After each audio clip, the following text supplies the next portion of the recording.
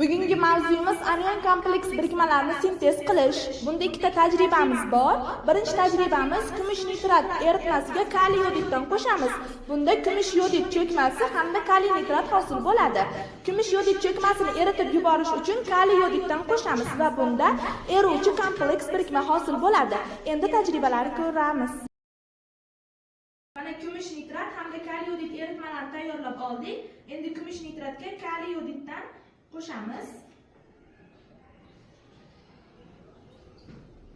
Mana kumush yodid sarg'ish rangli cho'kma hosil bo'ldi. Endi bu cho'kmani eritish uchun kaliy yodiddan yana qo'shamiz.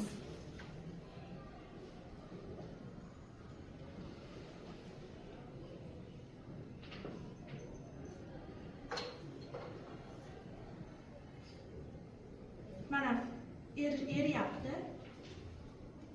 Bu yerda hosil bo'lgan modda eruvchi kompleks birikma